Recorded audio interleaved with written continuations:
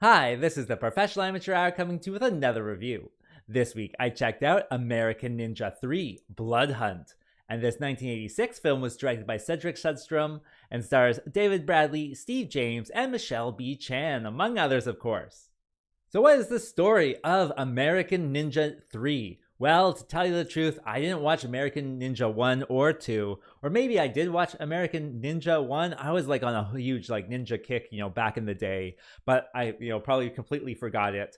And with this one, though, this one I think is its own complete story because it involves this kid, and that's kind of the opening of the story. This kid is watching this martial arts competition that his father is in, and of course, there's gambling in this competition. So somebody comes in and robs the place, and then on their way out, they shoot the kid's father and, escapes. Then 10 years later, those same criminals have become like the head of state and general of some small island nation. And so they are then going to invest in terrorism, and they're building and developing bioweapons.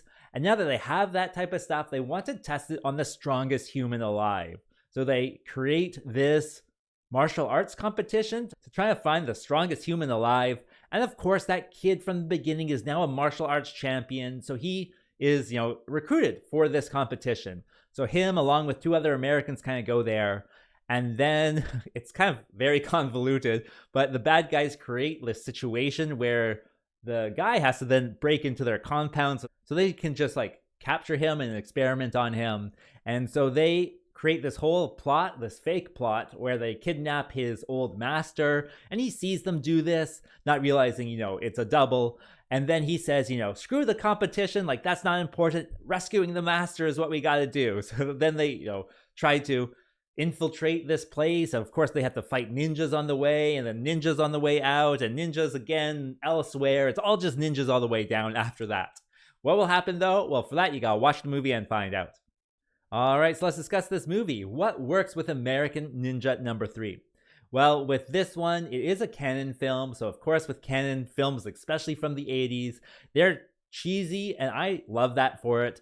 With this one, it is quite cheesy. The story itself, I did enjoy that he just kind of forgets about the competition. But with this one, it's all ninjas. Ninjas are just doing all of this stuff all of the time. And so they're kidnapping, the fake master. They're trying to track down the guy. Sometimes they're even just watching them at the beach too. And so there's just so many ninjas in this canon film that it's really just ninjas all the time.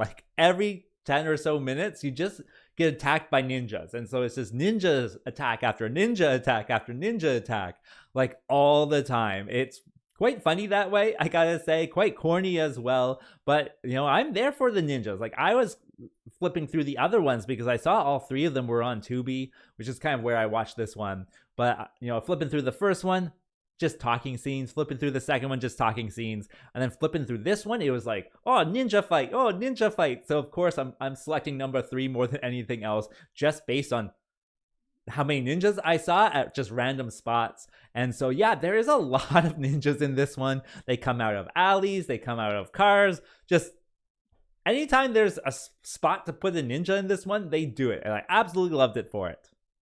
On top of that, with this one, the story is just so corny that I did enjoy it. I did enjoy that they forgot, the competition, because then it was just going to be, a standard blood sport or, whatever. And with this one, there's other things that are involved. Everything is kind of organized around this kidnapped master, even though it was just a body double being kidnapped.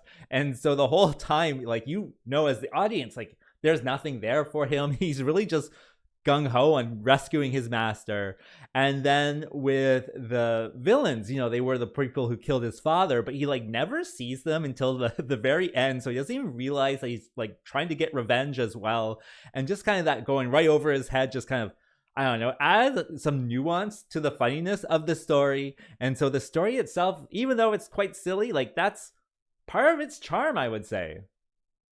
Furthermore, because there are so many fights, I gotta say the choreography is pretty good in this one. It actually looks like with the stunt work, they're actually kind of hitting each other too. So that's just wonderful to see. And so there's just so many fights and stuff like that that you do kind of just have fun with it all. And I gotta say that certainly is a positive. And lastly, of course, with a canon film, you can't expect too much from the acting, but I would say the acting's not that bad in this one. They do a decent job, so that also, develops it into just be, a classic kind of canon film.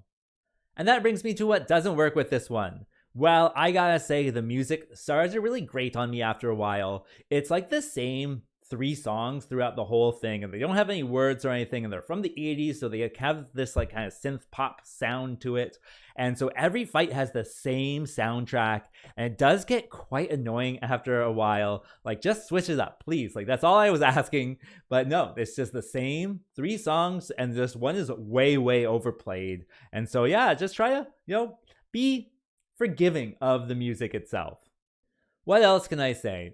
I don't know. I wasn't necessarily in the headspace that I usually am when I watch a movie. I was kind of upset that day, but watching this movie, it put a smile on my face, though I did find it wasn't, as good as, other good bad movies, but I would certainly qualify it as such. So I am going to call it, a good bad movie. And that's kind of my recommendation too. Like, if you like just corny things, yeah, watch this one. This one's a fun watch. Don't be intimidated that it's the number 3 one. You really don't have to watch the other 2. I didn't and understood everything perfectly. And so yeah, if you're looking for just a corny, fun movie, this is one to press play on. With this one, I did watch it on Tubi, so you can go over there if you want. As for a rating, well, I gotta give it the good bad score of 4.5. If you watch it, tell me what you think. I hope you enjoyed it. It certainly is not the best, good bad movie I've seen out there. It's not even the funniest or even the worst, but one that's corny enough to enjoy.